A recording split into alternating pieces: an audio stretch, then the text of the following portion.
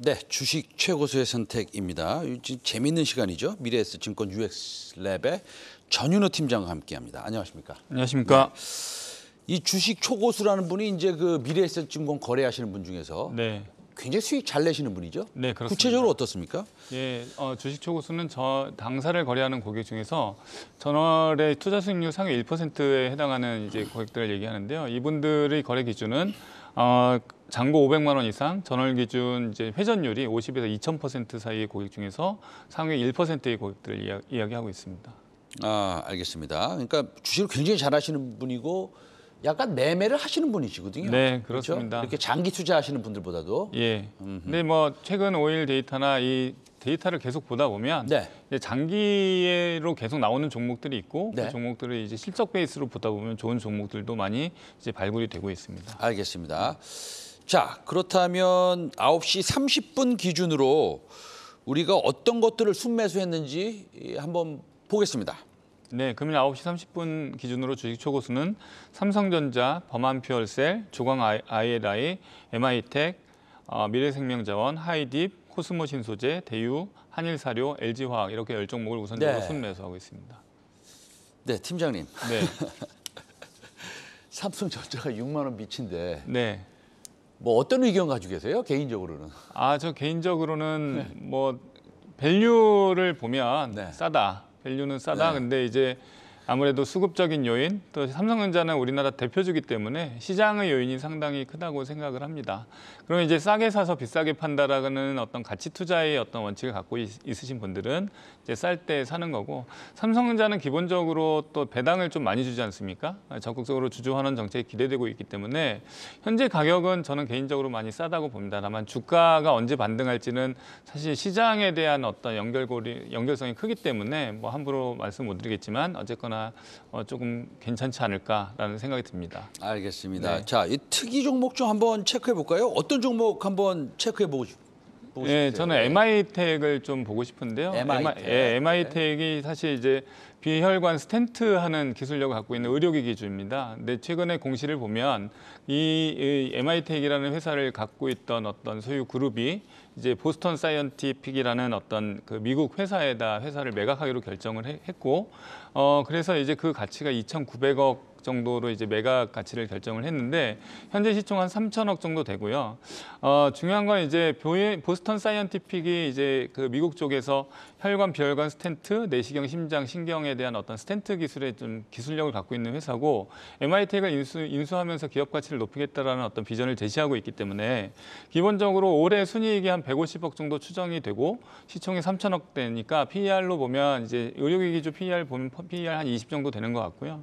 근데 이제 이 기업 가치가 어떻게 늘어날 것이냐, 이 인수 합병 후에 이 비즈니스를 어떻게 전개할 것이냐에 따라 조금 회사의 성장성은 갈릴 것 같습니다. 하지만 기본적인 실적이 나오는 회사고 기술력이 있고 그다음에 스텐트 쪽에 이제 늘어날 것으로 예상이 되고 있기 때문에 회사는 좀 상당히 좀 좋게 봐야 되지 않을까라고 저는 개인적으로 좀 생각을 해봤습니다. 알겠습니다.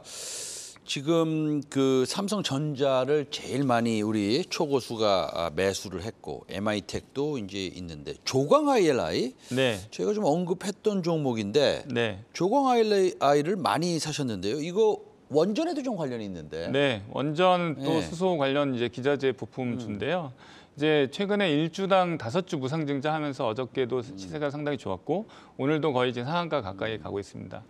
최근에 시장 트렌드가 뭐 HLB 계열의 이제 노토스 같은 주식도 보시면 무상증자 5주, 뭐 일주당 5주 500배 이렇게 하면서 주가가 상당히 큰 폭의 상승을 보여줬는데 약간 트렌드화 되어 있는 것이 아닌가 이런 생각도 좀 들고, 물론 이제 무상증자가 시장에 이제 좋은 어떤 영향을 미치기 때문에 주가에는 많이 반영이 되고 있습니다만 그 이후에 어떤 식으로 또 회사가 발전을 할지는 좀 지켜봐야 될 것 같습니다. 다만 조광ILI는 실적도 좀 괜찮고 말씀하신 대로 원전과 수소에 대한 기술력을 갖고 있는 회사이기 때문에 이렇게 지금 급등을 이미 좀 했습니다. 어저께도 많이 올랐고 오늘도 많이 올랐기 때문에 이거를 추격 매수한다기보다는 이 회사가 다시 한번 주가의 측면에서 안정감을 찾을 때 실적을 보고 거래를 하는 것이 좋을 것 같습니다. 알겠습니다.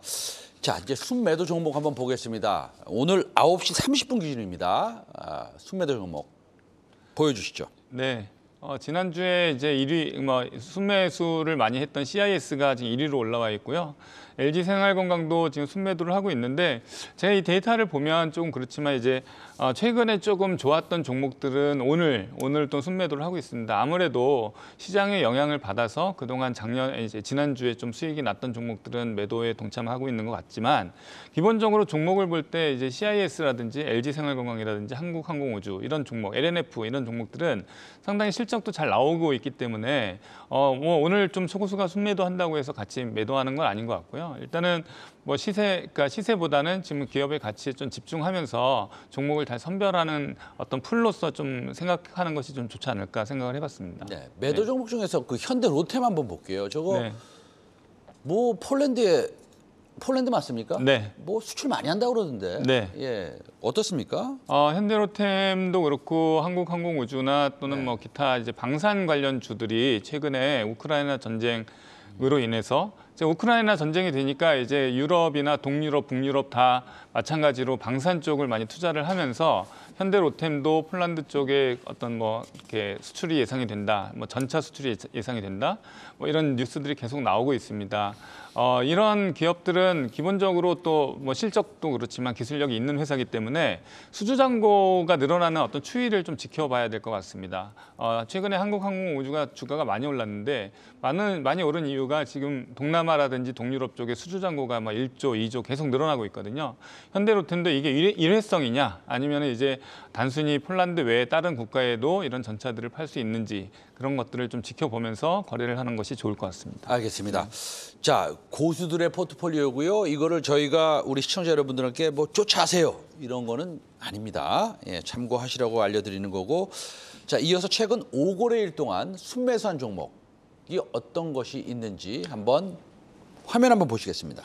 네, 1위가 에코프로 BM이고요. 2위가 CIS, 그다음에 지금 삼성전자 4위 계속 사고 있습니다. 초고수들은 삼성전자를 좀 싸다고 생각하시는 것 같습니다. 제 생각하고 동일한 건지는 모르겠지만 그리고 1위가 에코프로 BM CIS인데 2차 전지주는 이제 우리나라에서는 거의 지금 어떤 고수든 아니면은 초보든 아니면은 기관이든 외국인이든 꼭 가져가야 될 포트폴리오 중에 아닌가. 그래서 이코프로 BM은 최근에 이제 2분기 매출액이 최근 고속 성장할 것이다. 또 내년도 실적도 좋을 것이다라는 보고서가 나오면서 꾸준히 주가는 우상향하고 있고 약간의 조정은 있을지 모르겠지만 최근 시장의 부침이 심해지면서 다른 종목들 하락에 비해서는 상당히 좀 덜 하락하는 그런 종목군이 아닌가 싶습니다.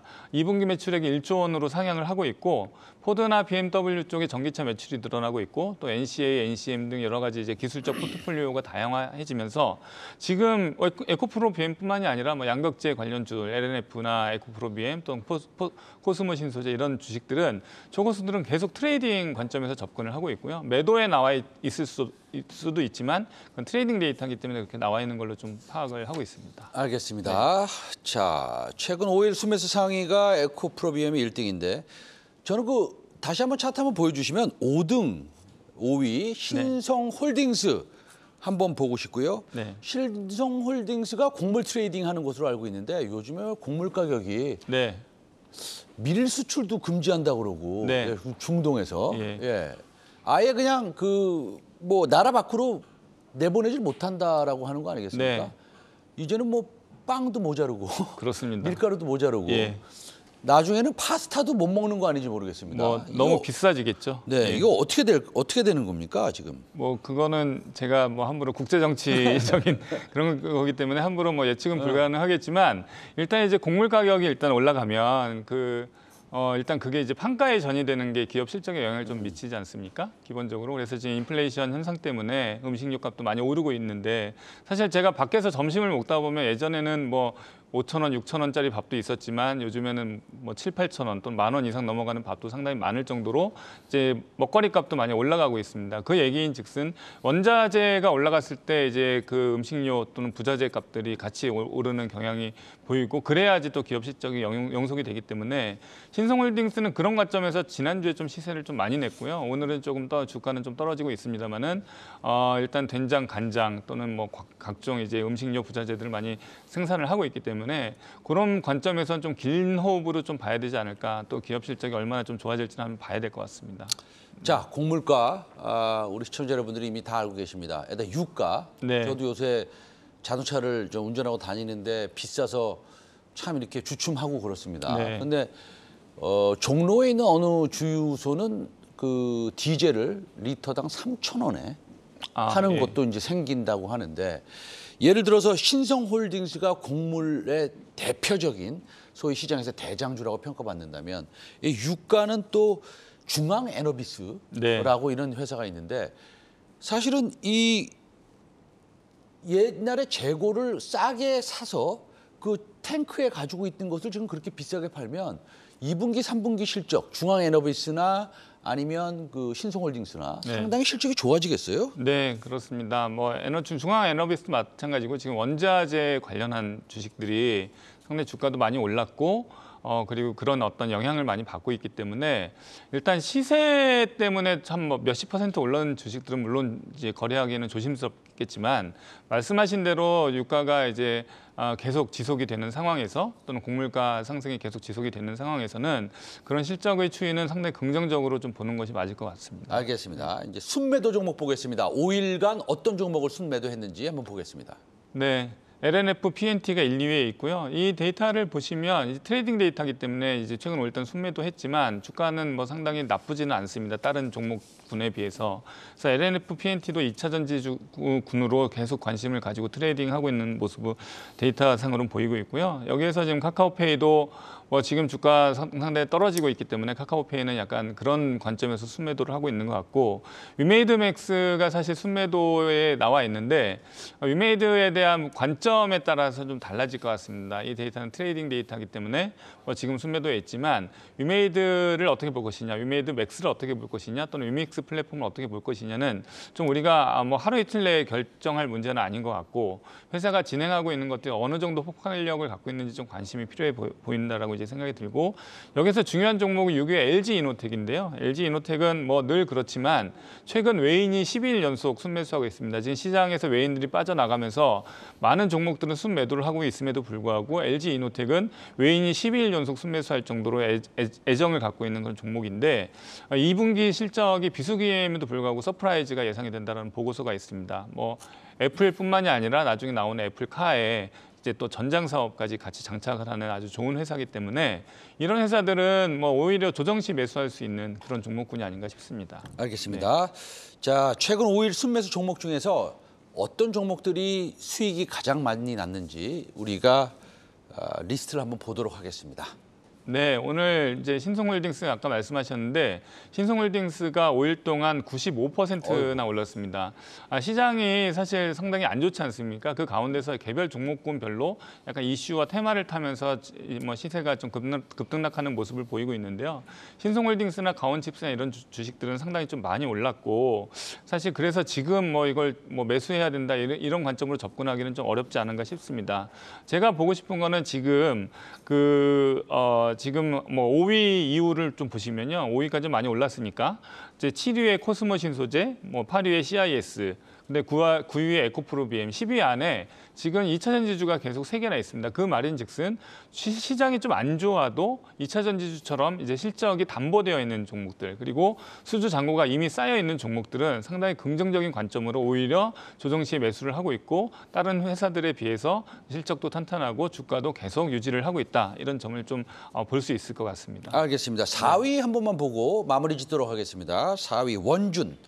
원준이 2차 전지 소재 회사로 들어가는 장비인데 예, 장비를 만드는 조금 많이 올라갔어요. 특별한 네. 이유가 있습니까?